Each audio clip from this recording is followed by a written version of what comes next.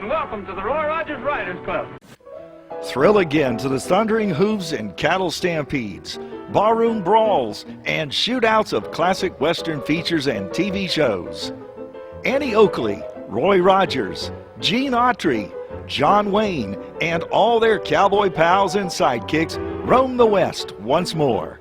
Heroes never die on Comedy MX channels. They just ride off into the sunset.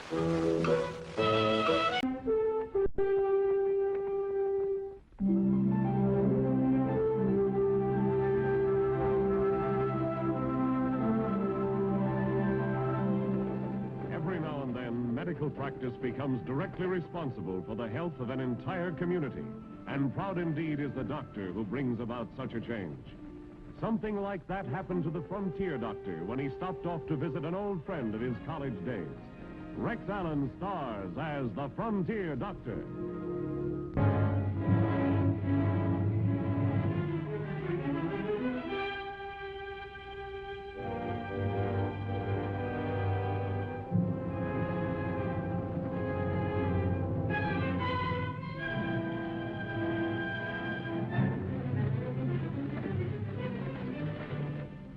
I was on my way back to Rising Springs from a medical convention in Kansas City when I decided to stop off at an oil town named Richville to see an old friend.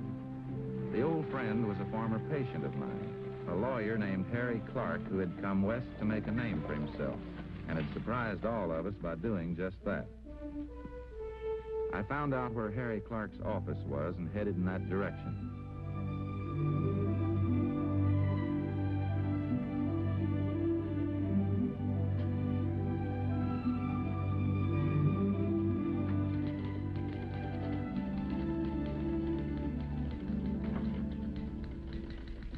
Pardon me. I'd like to see Mr. Clark, if I may. Mr. Clark isn't... I'm sorry, sir, but are you new in town? Oh, yes, I just came in on the stagecoach. Oh, then of course you wouldn't know. Mr. Clark is... He's passed away. He's passed away? Last week, sir. It was quite sudden. Sudden? What was wrong with him? Some kind of infection. Perry something or other. Peritonitis? That could be, sir. I only know it was such a shame. And in the prime of life with so much depending on him. So much depending on him? Yes, he was defending the poor homesteaders. They were being dispossessed and driven from their land by the oil companies. Young Mr. Hamilton, his junior partner, has taken over the case. Mr. Hamilton isn't in right now. He's in court. Could I tell him you called? No, don't bother him. He wouldn't know me anyway. I'd better be on my way. Bye. Good day, sir. The unexpected news of Harry Clark's death unnerved me.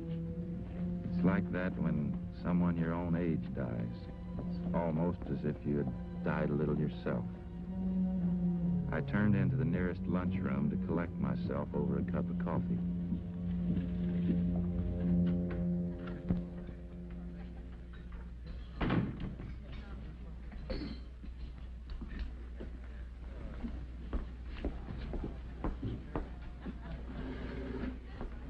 What'll it be? Cup of coffee, please. Why so glum, stranger? I just got some bad news. A friend of mine passed away. Oh, sorry. Friend of yours happen to be Harry Clark, mister? Yes. Did you know him? Yep. Friend of mine, too. Friend of lots of folks around here. And don't you think that them that controls the big oil money didn't know about it, too? They made sure that Harry wouldn't stay healthy. Easy, Pop. Don't go stirring up that kind of talk around here. It's about time somebody had gumption enough to speak out what's on the town's mind. Just drink your coffee and pretend you ain't here. I don't mind. It's good to know Harry was well liked. James Caldwell Peabody is the name, sir. Me mind? Sit down. Thought I owned some land around here once till the oil syndicate and their gun hawks chased me off in it. Nothing but a janitor now, but it's an honest living. I'm Dr. Bill Baxter from Rising Springs. Doctor, eh? Medical doctor? Yes, sir. Would you be come to town to look into the manner of Harry Clark's passing now, would you, Doc? Pop, I'm warning you to take that talk outside. You start a fighting here most every day. Oh, go on, warm yourself. Go on, go on, go on, go on. Go on. Do you know anything about the big property fight that's waging in this here town, Doc? The people versus the syndicate that's gobbling up all the oil land? You know anything about that? No, I hadn't heard about it. Well, there's a lot of folks in this town that's got a strong hunch that Harry Clark was murdered by the syndicate. Pop, you don't pay attention to him, mister. He's just an old busybody. Everybody knows about his tall tales. Tall tales, eh? Yeah. You wait till I get on that witness stand tomorrow. I'll tell this town a thing or two. You betcha, betcha, betcha. You betcha. Are you sure that you didn't come to this town to investigate the reason for Clark's sudden death? Hmm? Look, I've got to get out of here. My stagecoach is overdue.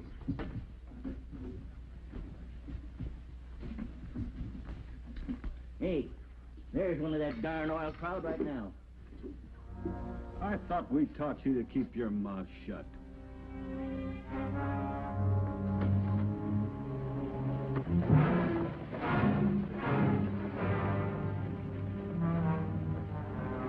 Hey! Hey!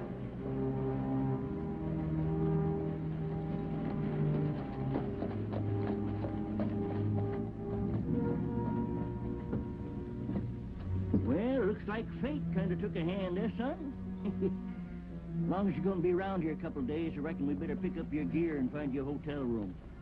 First class hotel right around the corner.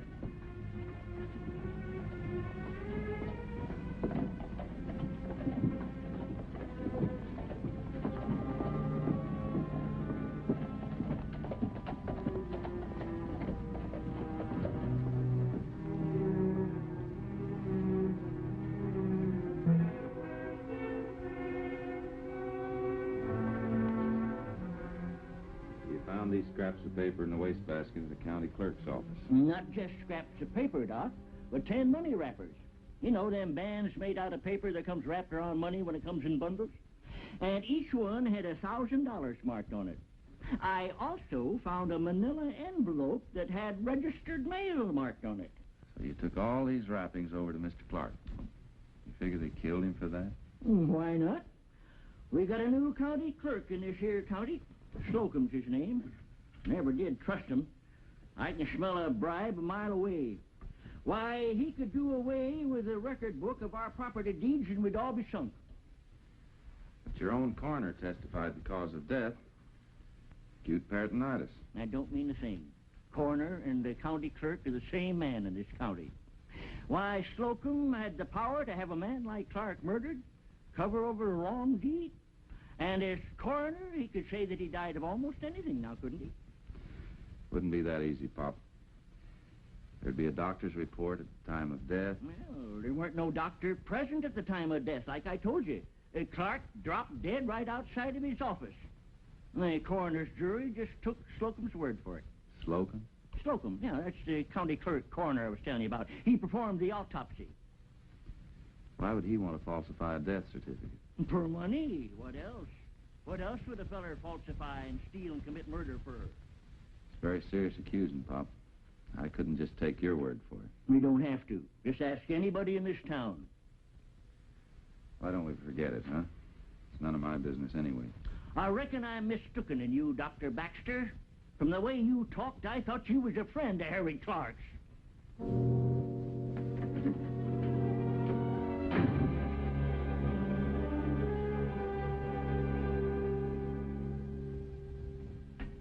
Oh, hello, sir.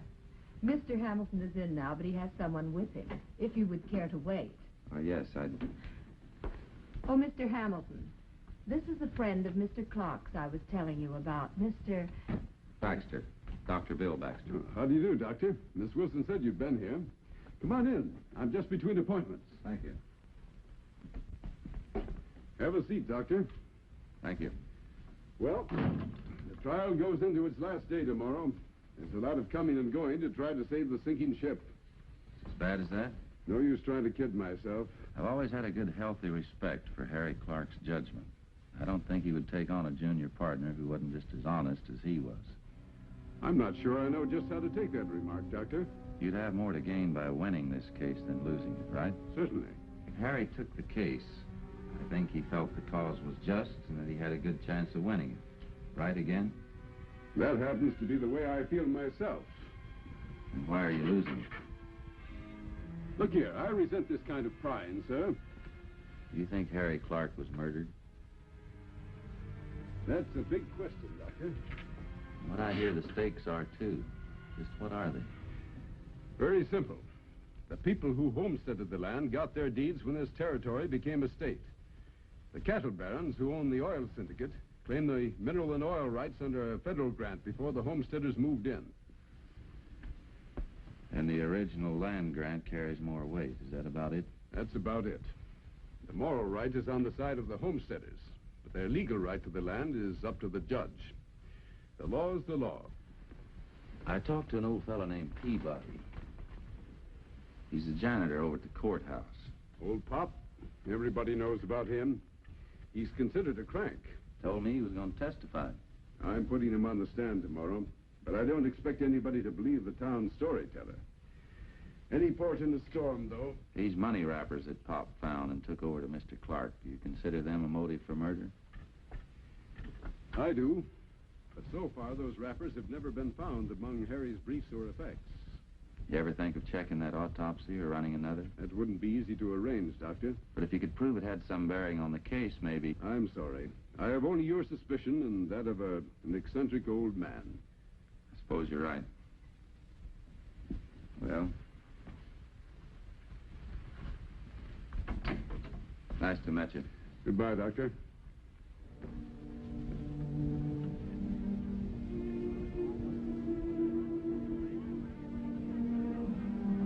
Please, Pop. Come on now. Excuse me, please. Pop. Excuse me. Oh, Doctor, thank goodness.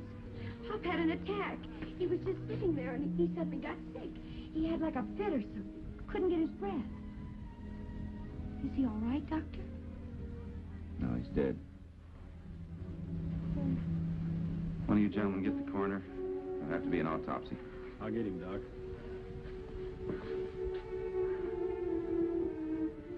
What happened? He was just sitting there, having a cup of coffee. And I know that's all he had because he insisted on paying for Miss Wilson's coffee, too. And she wouldn't let him. Miss Wilson? The lady secretary. She works for the law firm down the street.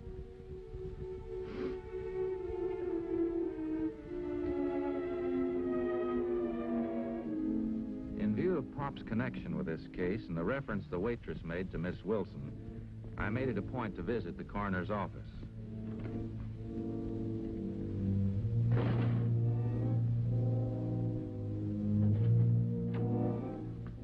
What can I do for you, sir? Your name's Slocum? Yes, sir.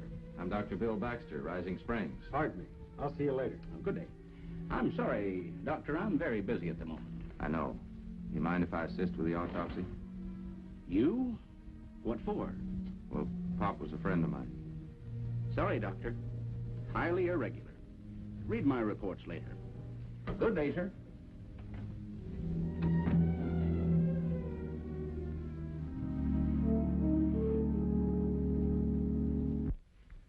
You're sure Pop died of strychnine poisoning? I didn't say I was sure. Only an autopsy could prove that. But he had all the symptoms. Tetanic convulsions, respiratory failure. All right. Granted he was poisoned. There's still the question who and how. The waitress in the cafe placed your secretary as the last person with him. She could have slipped the poison in his coffee. But think what that means. She was here before I came. Harry's secretary. He brought her from the east? No. He hired her here.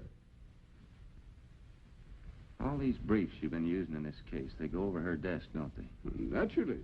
She must have had Harry's full confidence. Up till right now, she's had mine. She's not here. I can't believe it. There's only one way to make certain. That's an autopsy on Pop. You, don't believe the coroner's report of heart failure, huh? Do you? Then why don't you give me a chance to do an autopsy? All right. You'll have it. You'll have it if I have to... Never mind, just stick tight to your hotel room till you hear from me. I have a feeling I've been followed ever since I hit town. Let's get out of here. Keep low. It was almost midnight when Hamilton called for me, telling me everything was ready. From the way Hamilton acted, I knew that although he had a key to the coroner's office, he did not have official permission for the autopsy. But since he didn't volunteer an explanation, I knew better than to ask. This was no time to let legal red tape stand in the way of establishing a possible clue of murder. The laboratory's in here, Doc. I suggest you pull the outside shades down before you start to work. Just one thing. Did you question Miss Wilson? I thought we'd better wait for the results of the autopsy. I'm keeping her working late, though. Typing material for tomorrow's session in court. She won't close the office till I get back. I'll be as quick as I can. What I had to do wasn't pleasant, but it had to be done. And the laboratory was well equipped for the job the coroner should have done in the first place.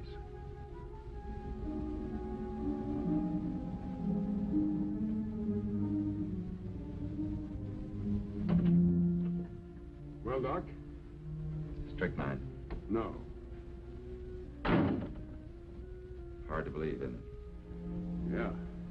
Yeah, it sure is. It's something you don't want to believe. There's no light on in there now. Oh, I tell you, I saw one. Go on, Doc. You're the key to the case. Out the back way. Go on, beat it. Go on, Doc. Halt! In the name of the law. Go after the other folks. I knew what Hamilton meant. I was the key to his case, and now he was giving me this chance to get away.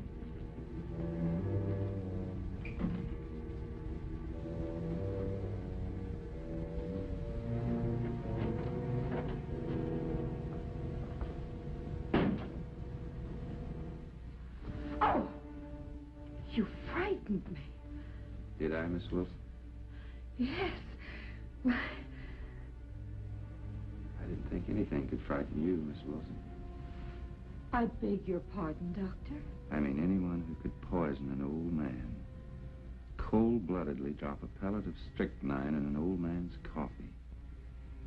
You wouldn't think a person like that would frighten very easily, would you, Miss Wilson? I don't.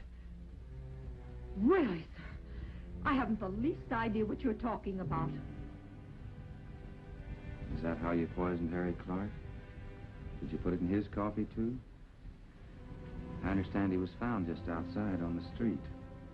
Did he just have time to stagger out of here, trying to get help, gasping for breath, while you stood right about where you are now and watched him, Miss Wilson? Is that how it was? You get out of here. You get out of here. Right now, or I'll... Go ahead and scream for the constable. In fact, I'll help you. Better yet, why don't both of us go over and see him? Together.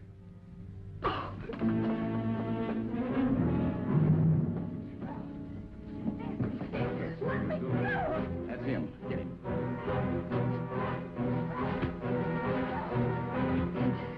He knows. Let's go.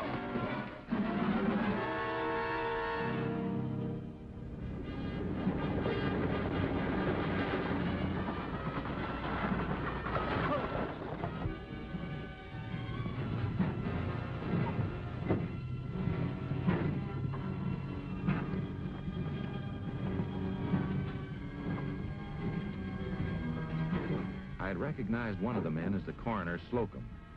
The other was the man who had been watching me since I'd hit town. The man who was in the coroner's office earlier in the day. Tie his feet. We'll put him down in here. Turn around. I knew it was now or never.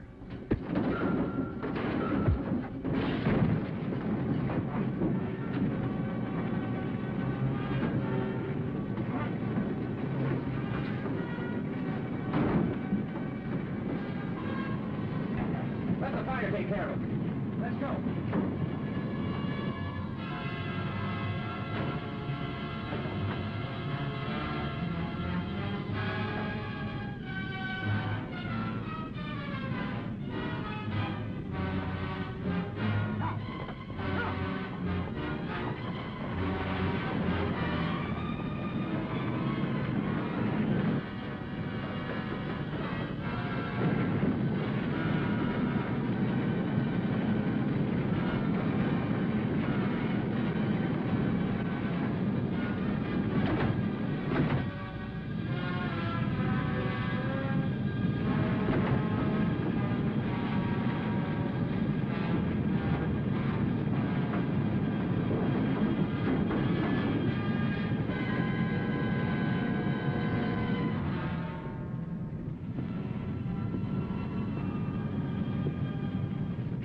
led to a cellar, all right.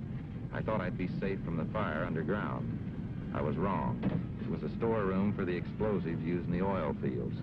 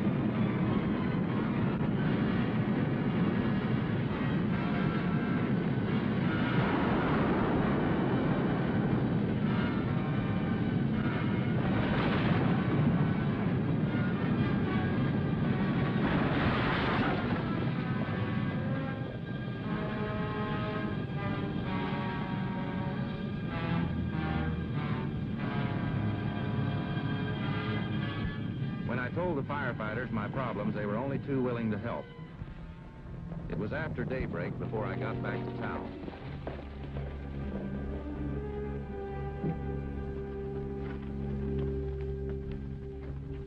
Doc, where have you been? I've had people looking all over for you. Where have you been? I just got out on bail. Slocum tried to kill me. He left me out in that oil fire to burn. Doc, I'm sure glad you're alive. We've got the oil syndicate and Slocum dead to rights on the charge of conspiracy and murder, and you're going to help me prove it. Just a minute. I've been looking for you, stranger. You're wanted for breaking an entry along with him last night. Now, he'll probably get you out on bail, but at least I've done my duty. Forget it, Constable. We've got a case to win. Now, don't try that fast lawyer talk on me, Hamilton. This stranger goes to jail, and you can both do your talking in court. Well, you took the law into your hands last night. I guess it's my turn now. Since we're temporarily without law and order, we'd better go see Slocum herself before he gets any ideas about leaving town after he sees me. All right, Doc, let's go. It's all over with us, don't you understand? Hamilton knows the old man was poisoned. Oh, knowing something's one thing, but proving it is something else. Doc Baxter's dead. Without him, Hamilton's all washed up. For lack of evidence, they'll laugh that two-bit lawyer right out of town. You're a fool. There are other lawyers. The 10,000 we got, that's just chicken feed. When the court decides in our favor, we get another 50,000. Please. Calm yourself, Let's Jane. get out of here Calm now. yourself. Please. Let's go. All right, all right. Get over there. I was expecting you, Constable. Here's the man you're after. You might want to question her, too. I won't take the blame for it alone. I won't. He's as guilty as I am. I'll tell you everything you want to know. Everything, do you hear? I'm guilty. Sure, I'm guilty. But he is, too. Well, I sure wish I knew what is going on around here. Suppose you take us all over to the judge's chambers, Constable. Then you'll get everything straight. That's a good idea. Here you are, Constable. Thanks, stranger. Will you trust us to follow you in a few minutes? We've got to pass the word to the squatters to fight that fire. From now on, it'll be their own property they'll be saving. You bet I will. Let's go, Doc. All right, come on. You two, come on. Miss Wilson's confession uncovered the oil company's conspiracy, and the judge canceled their land grant. The settlers regained possession of their property and became richer than their fondest dreams. Miss Wilson and Slocum were quickly indicted by the court for the murders of Pop and Harry Clark. Richville was lavish with their praises. their thanks made me feel guilty. For I couldn't help feel old Pop Peabody and Harry Clark, wherever they might be, had a hand in the fighting and winning of the case for the settlers.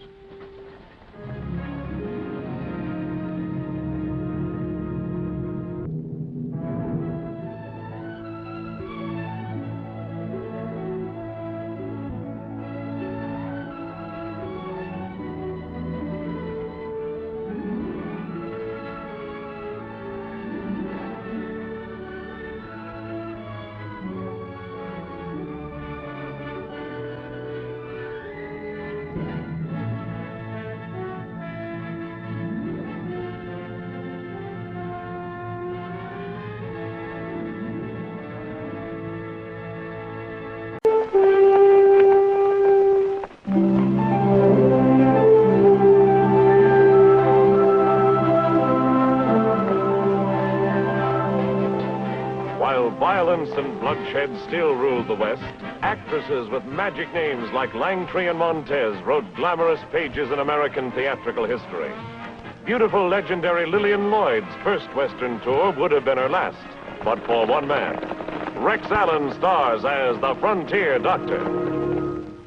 Been to Tucson to see a demonstration of the new Coley vaccine. I'd been away 5 days and was anxious to get home. If I hurried, I could catch the stage to Rising Springs. There ain't no hurry, Doc. What? No, a stage for Rising Springs pulled out about 15 minutes ago. You're going to have to wait over. What's the matter with you, Elmer? Can't you run your stage's own schedule? No, but you ought to be grateful, because now you'll get a chance to see Lillian Loyd. Lillian Loyd? Yeah, she's singing over at the Golden Slipper tonight. There ain't been so much excitement in town since the Main Street fire. I'd rather have caught the stage, Elmer. No, that's where you're wrong. Son, I have seen them all, Montez, Crabtree, and Langtry. But this gal, the first time I've seen her, my eyes bugged out like a stomped-on toad frog. Well, if she's that good, maybe I'll have a look. Yeah. I'll see you in the morning. Yeah, you'll see me tonight.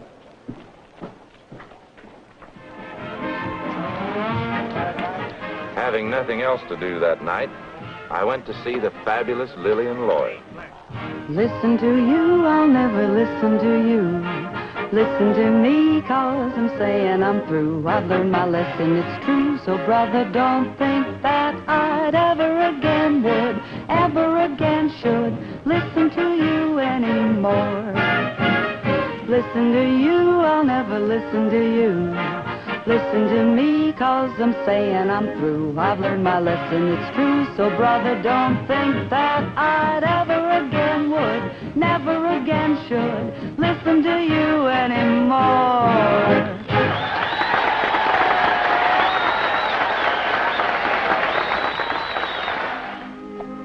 The next morning when I reached the express office, the stage was ready to roll. Holy mackerel. Morning, ma'am. Is this the stage to San Barlow? What? I said, is this the stage to San Barlow? Oh, sure. Rising Springs, Kingston, San Barlow. Fine. Will you take care of our luggage? Pardon me, I'll take care of the luggage. Fellas, put the luggage in the rack and get on up there, boy, and drive careful. We got important passengers here. Thank you for seeing me off. I'll never forget it. Miss Loyd, when are you coming back? Oh, soon, I hope. I've had such a lovely time. You've all been so marvelous. Shall we go, my dear? Goodbye, you wonderful, wonderful people. I love you all. Goodbye. Come, my dear.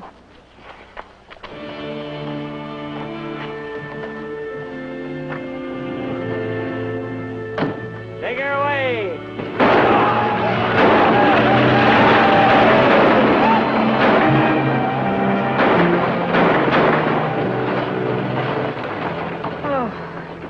Putting on the glamour act for these yokels is hard work. What is it? Oh, I'm sorry. That's all right, Miss Loyd. I guess we are yokels. Miss Loyd used the term in a purely theatrical sense. Allow me to introduce myself. I'm J.B. Drummond, Miss Loyd's manager. Dr. Bill Baxter. How do you do, Dr. Baxter? Nice to know you. You know Miss Loyd, of course. Yes, I had the pleasure of hearing her sing last night. Judging from the way I feel, you may have the pleasure of seeing me drop dead. If you won't take offense, I think I can tell you what's the matter. You can? It's that dress you're wearing. You're cinched up so tight you can't breathe. Are you suggesting I've put on weight? You're absolutely right. This full dress is killing me. Unhook me so I can breathe in this straitjacket.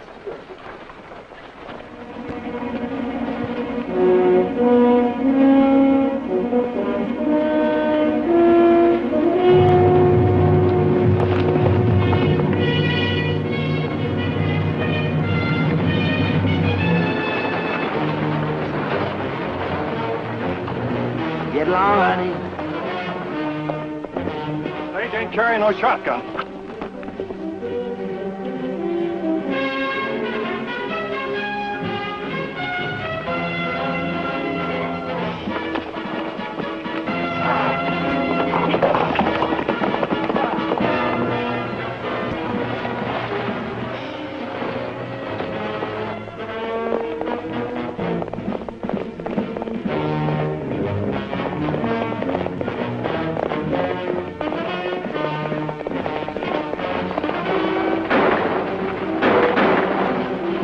How's that?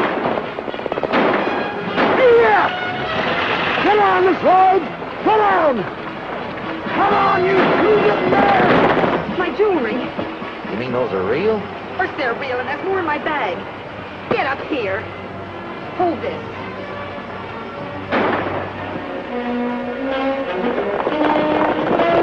Hide this under the seat.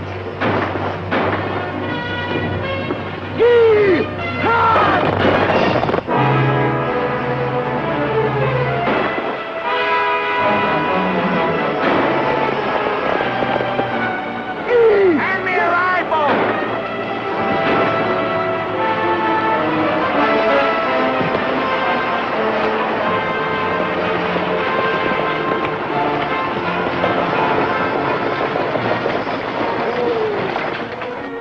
Good on you, Strongbox. Get down.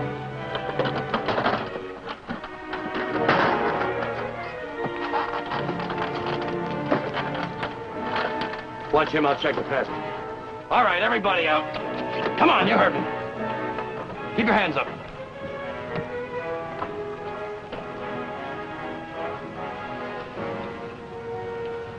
Say, you're Lillian Loyd. I am. Well, what do you know? I saw you in Sacramento once. I bet I collected more than 20 of your pictures. Well, that's very nice of you, Mr. Name don't matter. Hey, this here's Lillian Loyd.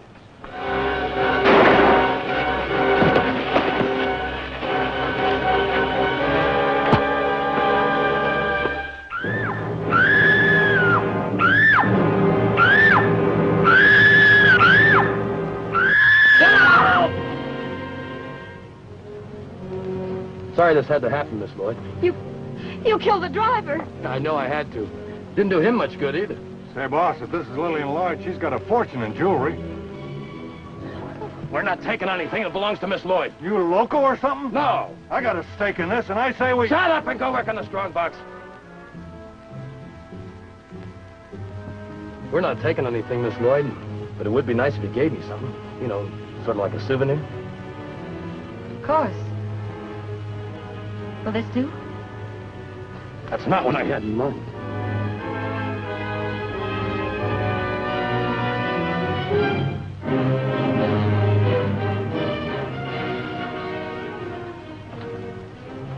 We better get back in the coach before I change my mind about letting you go.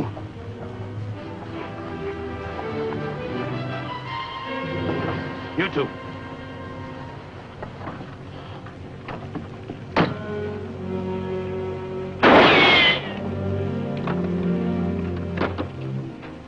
You know, you're a lucky man. Am I? Yeah. Ordinarily, I'd kill anyone that tried what you did. But I need you to drive the lady into Rising Springs. Get up there. Go on, get up there.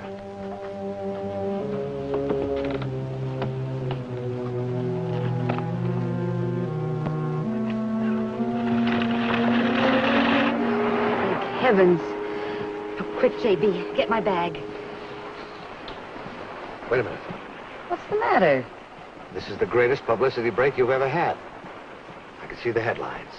Lillian Loyd robbed by notorious outlaw. But he didn't rob me. Who knows that except us? Dr. Baxter was out cold. Are you suggesting that I cheat the insurance company? Nothing that crooked, my dear. We'll just play the robbery for all it's worth. Then your jewels will mysteriously reappear. That'll be mysterious, all right. There'll be a note from the outlaw saying he didn't have the heart to keep them. That'll give us another big play in the papers. Hey, that's not bad.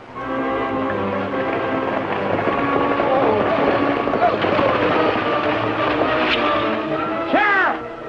Sheriff! Been another holdup.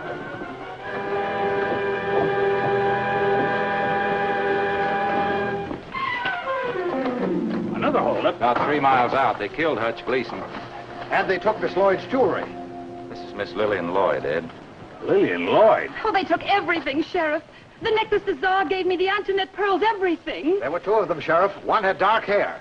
Can't you give me a better description than that? Well, they were masked. Oh, J.B., I think I'm going to faint. Oh, this has been a terrible shock. Is there a hotel nearby? Oh, why, yes, just up the street. Oh. Doctor, would you mind? Not at all.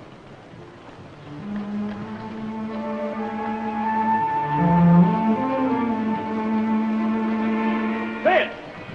Where's that new deputy? Sid! Looking for me, boss? Where you been? We had another holdup. No for. They killed the driver and stole a fortune in jewels.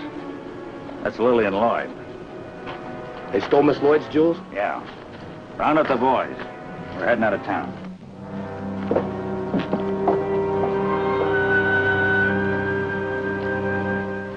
Here you are. Here you are.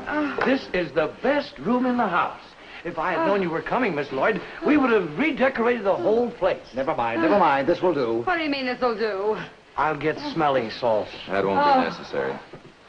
Is there anything else, sir? Your luggage will be right up. Oh, yes. Is there a telegraph office in town?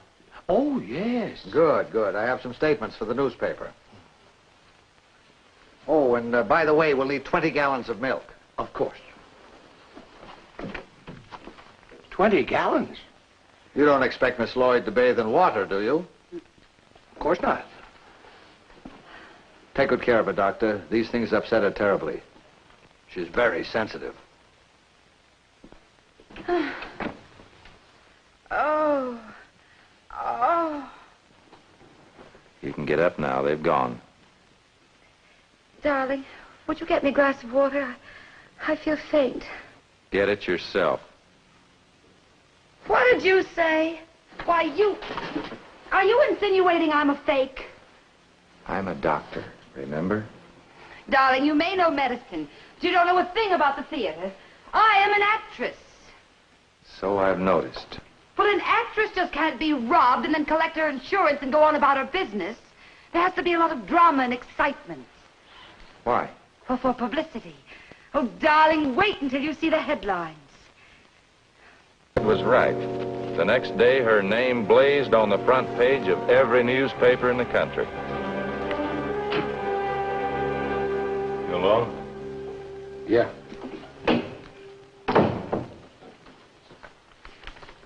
Have you seen this? I thought I told you never to come here. Well, I just thought you'd like to know the insurance company made a statement. That double-crossing tramp stands to collect $150,000. You're the original grade-A bottle and bond sucker. So she's going to collect insurance. You gave her the chance, Buster. You had to be a gentleman. No gentleman would make a liar out of a lady, now would he? Huh? She claims her jewels were stolen. Tonight they're going to be. To get out of here.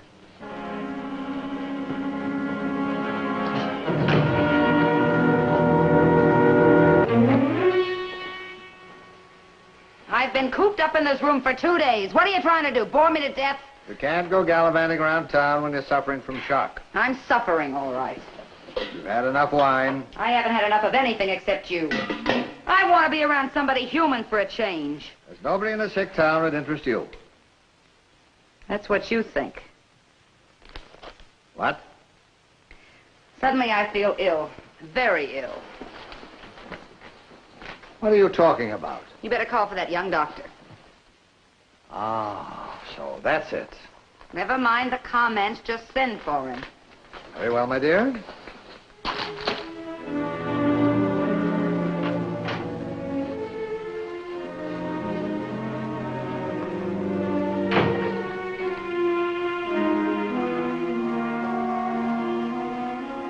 The hotel porter told me it was an emergency, but I suspected it might be more of Miss Lloyd's dramatizing. Who is it? Dr. Baxter. Come in. I hated to bother you, darling, but my head is killing me.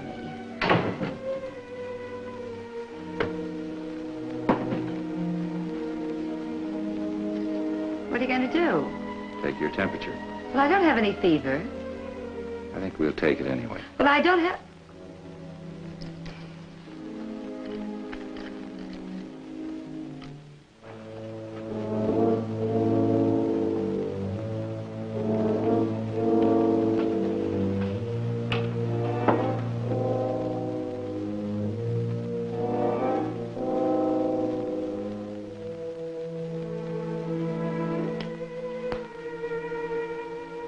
I told you I didn't have any fever.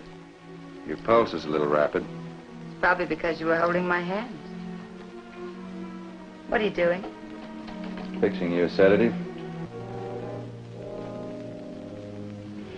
Do you look at all your women patients with such a professional detachment? I try to look at any patient that way. Not what I mean. What do you mean? Suppose a woman wasn't a patient. Then how would you look at her? I suppose I'd look at her just like any man would. Well, then, for your information, I don't have a headache.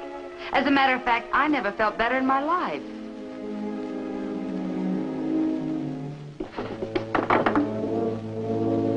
What was that? Somebody's in the next room.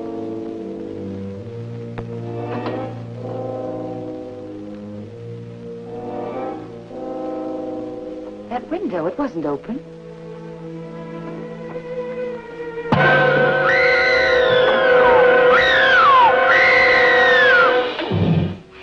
Don't yell again. Don't turn around. Where's your jewelry? My jewelry was stolen. I know better than that. Where is it? It's in the hotel safe.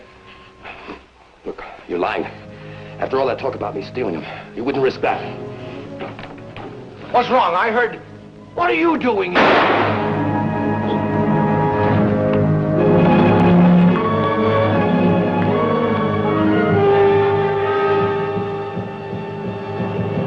Cheap publicity stunt. I hope you're proud of yourselves. You made a fool of the law and an innocent man's been killed just so you could get your name in the papers. We didn't mean any harm. We never dreamed it would turn out this way. The whole thing was my idea, Sheriff. But I didn't have to go along with it. I'm so sorry and ashamed and horrified. I only wish there was something I could do. Maybe there is. The man who shot Pittman tonight must be the same man who held up the stage and killed Hutch. How do you figure that? Who else would know Miss Lloyd still had her jewels? Go on. Well, she got a good look at him the other day at the holdup when he was masked. And then tonight, when he had the mask off, she saw him again as he went out the door. But it was only a glimpse. My guess he lives here. Ah. But there was no reason for the fellow to kill Pittman, unless he was afraid he could identify him. But he did know him.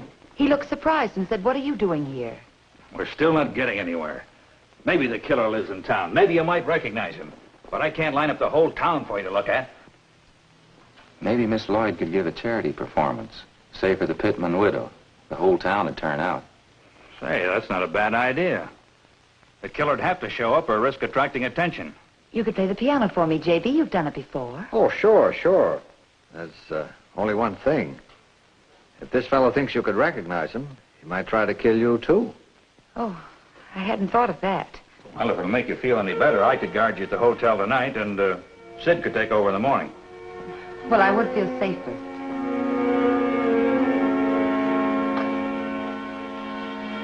You can't run out on me like this. Look, if I show up to guard that dame tomorrow, she'll recognize me. If I don't, I get fired.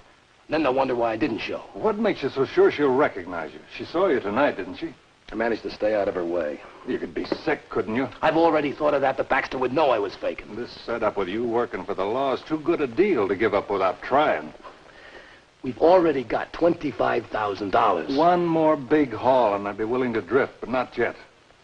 Where's this dame going to be you're supposed to guard? The town hall, they're having some kind of a rehearsal. I suppose when you met her there, I was hiding in the town hall with my gun ready. If she recognizes you, I got the drop on anybody she might be with. You still got a chance to get away. The next morning, when I arrived at the hotel, the sheriff went home to get some sleep. About 10:30, Miss Loyd, Mr. Drummond, and myself headed for the town hall.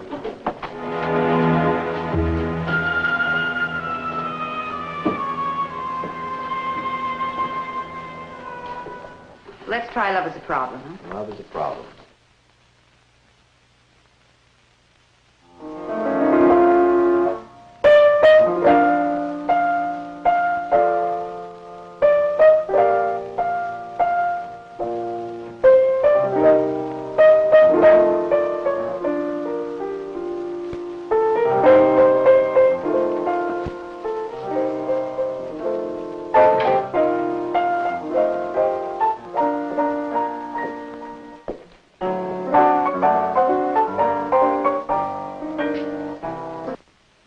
Thanks for helping out, Doc. I'll take over now. Glad to do it. Well, you're not going. Sid'll take good care of you. But I wanted you to hear this number. Can't you arrest him or something and make him stay? No man in his right mind would want to leave. Now, why can't you say nice things like that? Thank you, Mr. Carver. Sid Carver. I've met you before, haven't I? Last night in the sheriff's office. No, I mean before that. I don't think we have, Miss Loyd. If we'd met before, I'd been the one to remember it. But I can see we're going to get along just fine. I just want you to hear this one number. Then I'll let you go. Come on, let's go.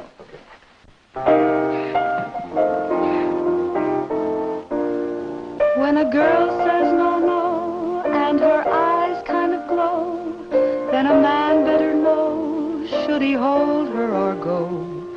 When a girl kind of pleads with a glint in her eyes, if a man doesn't try, is he foolish or wise?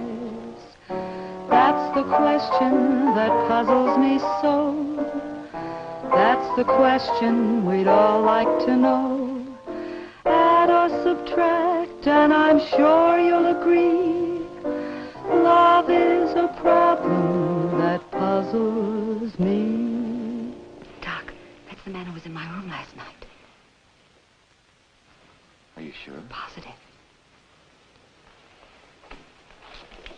Carver, keep your hand away from your gun. What's the matter with you folks? I recognized him when he put his hand over his face like a mask. And look at his hand, Doc. See the teeth marks where I bit him? Don't move, any of you. Drop your gun, Baxter. Get out of the way. The instant your gun fires, my bullet'll get Carver. Maybe you better tell your friend about automatic reflexes. No dice, Doc. Put down your gun or he shoots Miss Loyd. Go on, Doc. Another killing doesn't mean anything to us. He thinks we're bluffing. Then call him.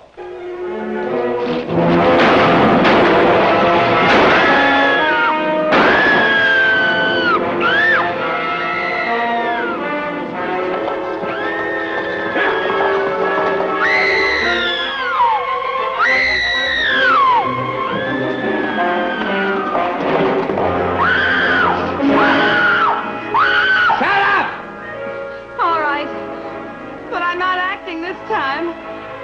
Oh.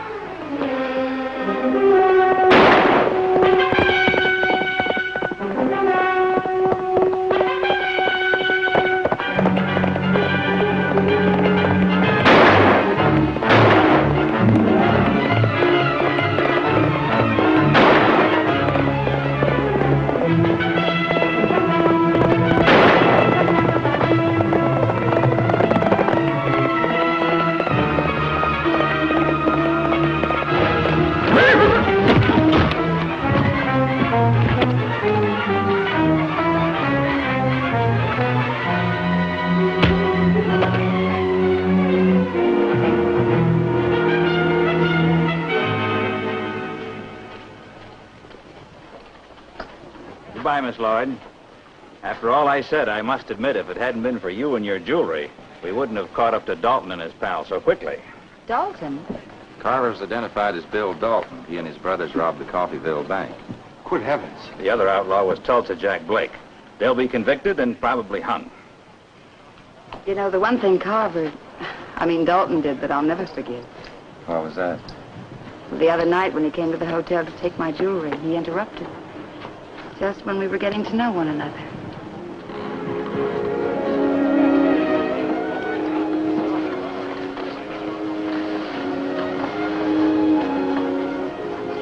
Goodbye, everyone. I love you all.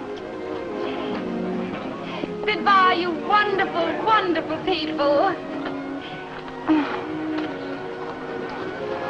Goodbye, darling.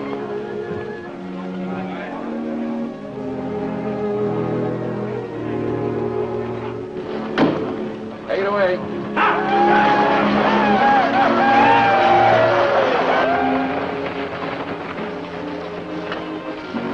Well, I guess that's that. Unhook me. I need air. Quite a remarkable woman. Say, Doc, what was that Dalton interrupted when he came to the hotel? You're not asking a doctor to betray a patient's confidence, are you, Sheriff?